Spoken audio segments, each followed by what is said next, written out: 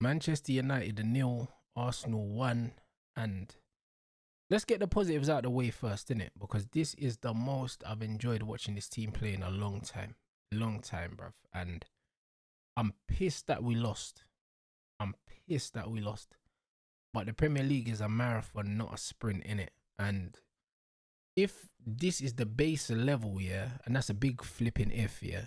If this is the base level of the football that we plan to play this season, then I think we're going to be all right this season. We're going to enjoy it a lot more than we've enjoyed previous seasons, bruv. Because the starting lineup was horrendous, in my opinion, but we'll get to that later because we're dealing with the positives. We kept the ball really well.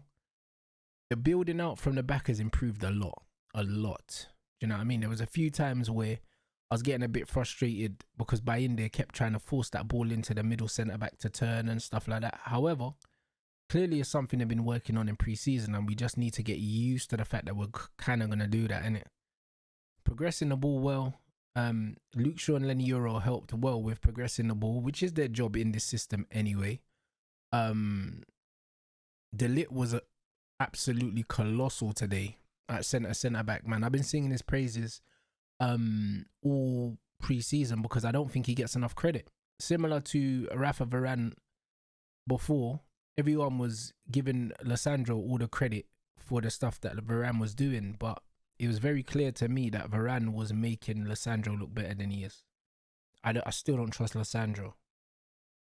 De Ligt is a proper leader. He's sweeping up today, reading of the game, physical presence. He absolutely, he bullied Yokozuna, bruv. Man like Yokaku, bro. Do you know what I'm saying? That flipping fridge, bro. That end game 4, blood. Do you know what I'm saying? That guy got put in a fucking spliff, bruv, today. Yeah, I mean, he had nothing today. He had nothing. And De Ligt was a big part of that. Big part of that. So big him up. Positives. Dorgu today. Like I said last season, Dorgu rushes things, innit? He just needs to slow things down. For the most part, he looks like a completely different player to last season. He's still got this thing where he tries to do things too quickly, but I thought today he showed why he could turn out to be a big player for us in this system, man. He hit the post with a shot. He always wants to get forward. Very tenacious in the tackle as well, man. Lenny Euro on the ball, you already know what you're going to get. Luke Shaw at left centre-back, I've always said I think that's his best position now because he ain't got the legs to play full-back or wing-back. And his reading of the game and tidiness on the ball for the most part, yeah. As long as you don't ask this guy to run, he's decent. Do you know what I'm saying? Casemiro today, brilliant. A player that I've never switched up on and a lot of people have. Big mistake taking him off because we lost a bit of control in the midfield when he got taken off. Everyone was talking before the game, Rants, the midfield battle, talking about Zubimendi and Rice. We never saw them, man. We never saw them, man, nowhere today, bro. Casemiro absolutely ran that midfield today, and he didn't have much help from Bruno Fernandes. So you have to give Casemiro the credit. And when you go into the front line, Cunha and Mbeumo have massively transformed our attack. Massively. When the ball goes into Mbeumo, it always sticks. And then on top of that, he very seldomly loses the ball. And also, he's always looking for that quick layoff, little pop, and then spin around the corner, and he wants to get in behind, bro. Like, do you know what I mean? He doesn't take too many touches. There's a lot of elegance in how simple his game is for the most part.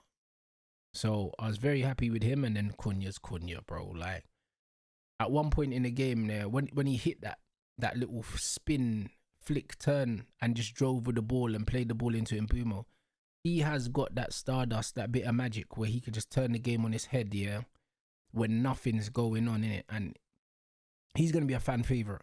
He's definitely going to be a fan favourite. He's definitely one of my favourites. So I'm super happy with that. Sesko obviously came off the bench.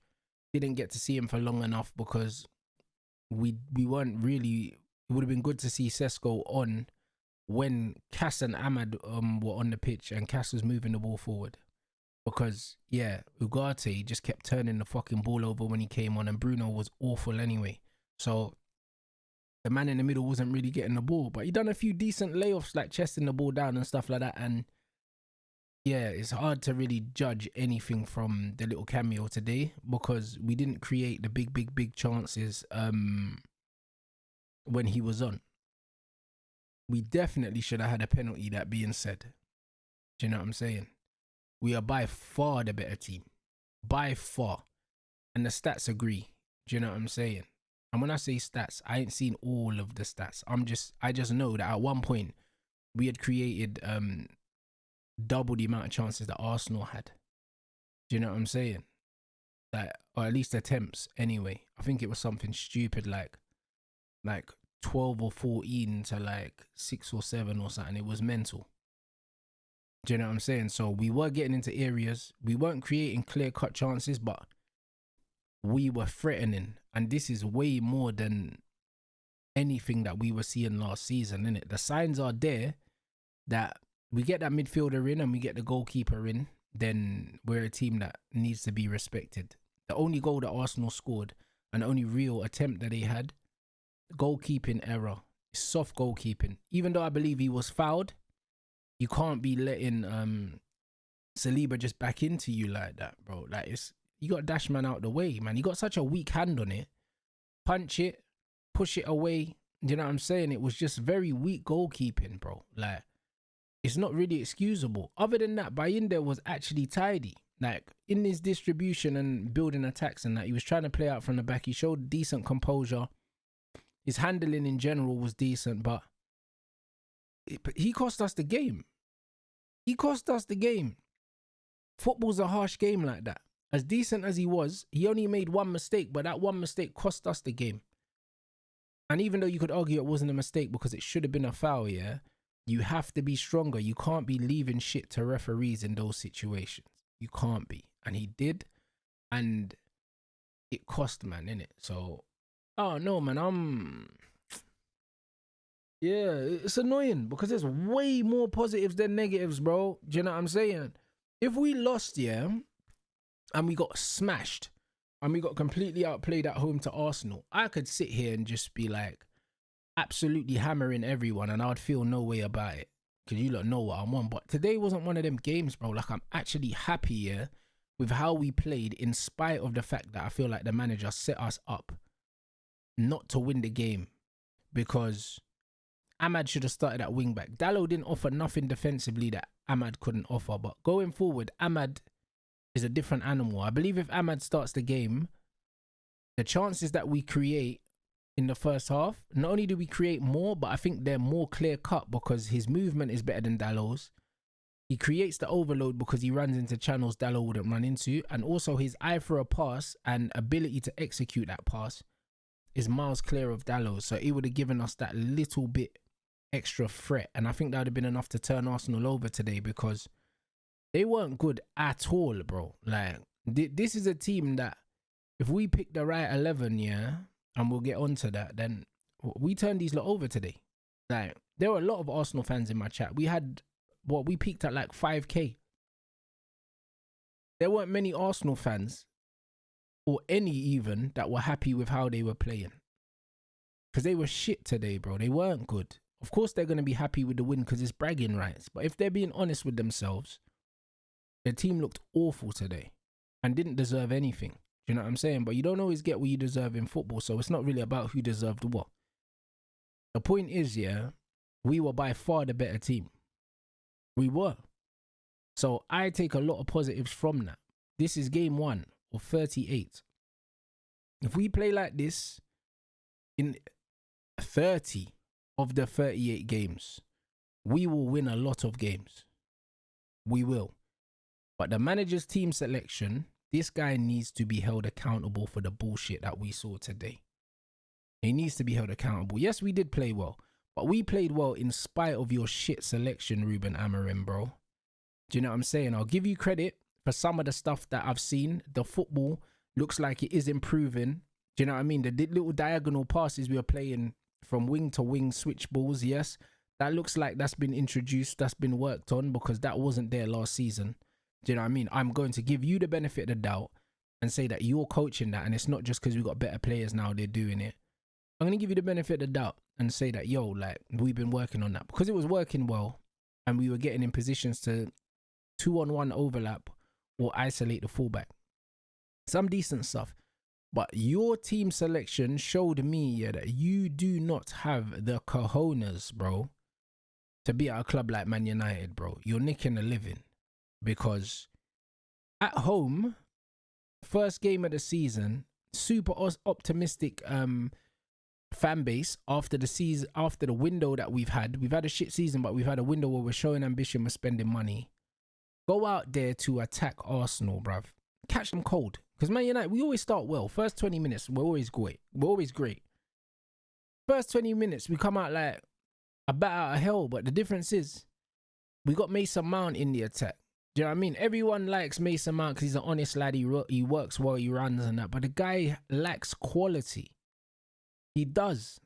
Do you know what I'm saying? He's never going to be a part of our best attack.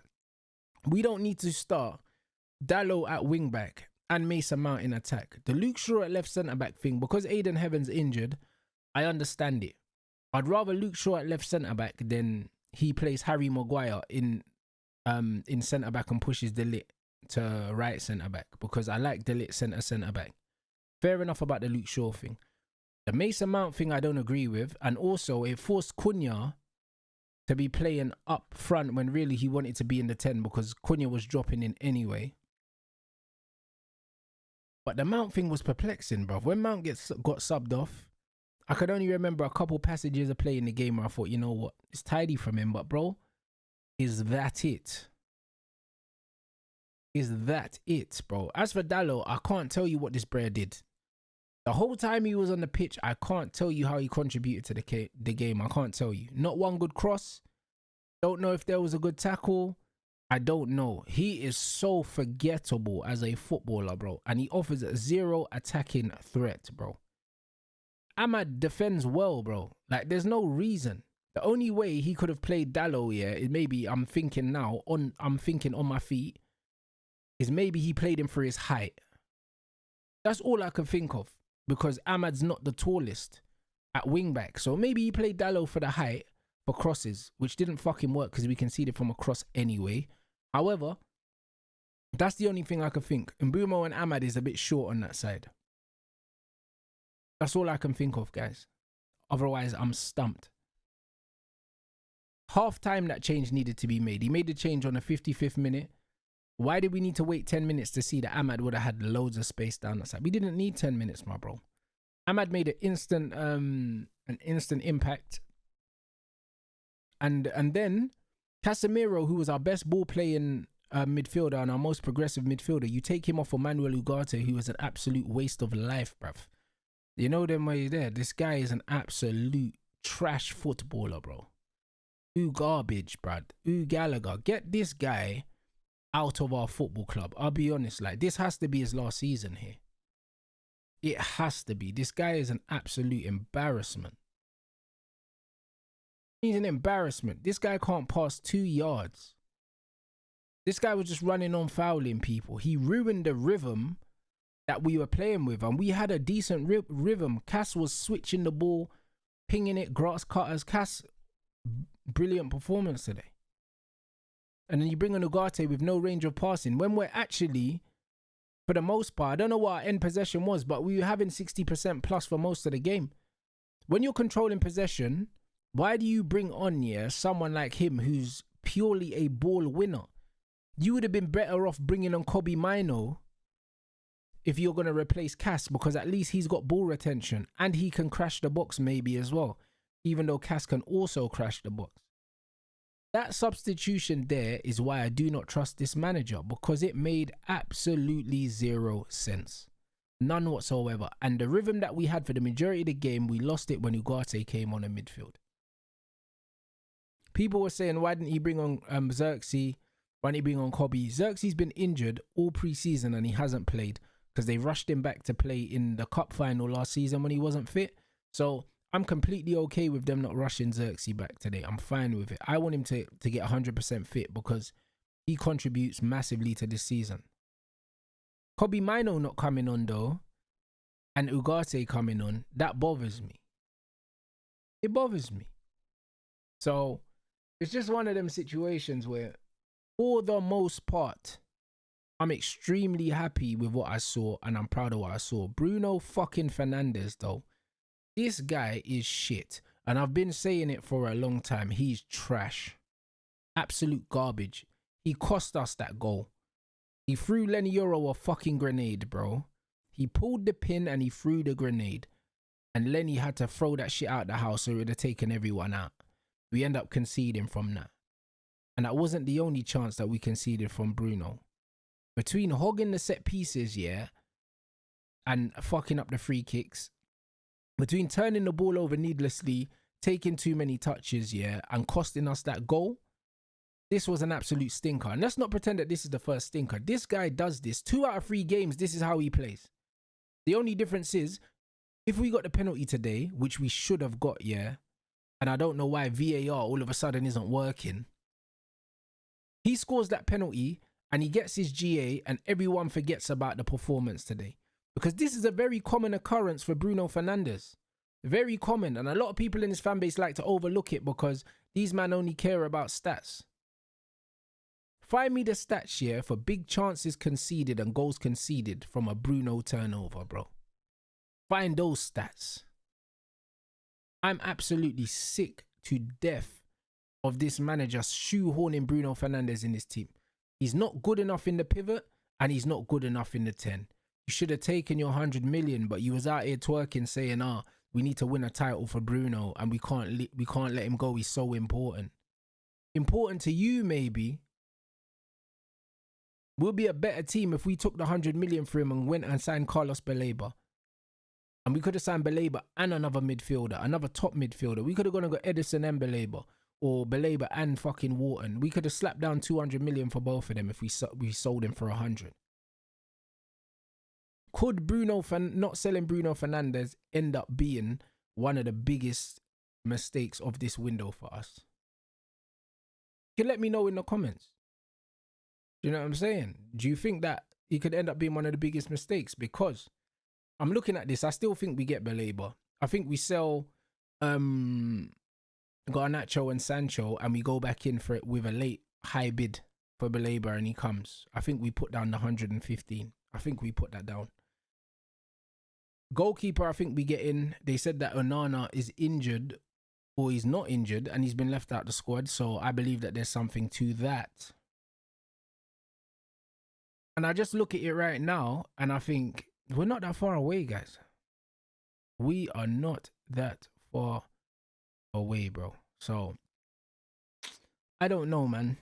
It's a mixed situation for me, man. Like Bruno, you've pissed me off, man. Today was not the day. I know there's going to be games in the season where you get your stats and all of these things, but bro, it's just not about that now. Like we're very close to being a team that people have to really take serious. Very close. And I think that if we get Baleba and a goalkeeper, it might be Le Mans. If we get those 2 players, I think that a push for top 5 is realistic. But this manager is holding us back. The way that Glasner set up Palace against Chelsea today, go get me him. Go get me Glasner, bro. Like, I've seen enough with these players. And as Man United fans are super, super quick to blame the players. But all the players that I believe are the problem, yeah, for the most part, Garnacho, Rasmus, Rashford, they're gone. Do you know what I mean? You want to throw Anthony in there, you can throw Anthony, he's gone. Do you know what I mean? People thought Sancho's gone. Do you know what I'm saying? One thing the manager's done well is he's gotten rid of a lot of the dead wood or the guys that are surplus to requirements. But now he needs to pick the right flipping team, bro. Not picking Ahmad today showed me that this manager's a coward. Do you know what I'm saying? And ultimately, like, I can't lie. Like, I wear my shirt with pride today. You know them, because we played bloody well. You know what I mean? Fingers crossed. This is a sign of things to come.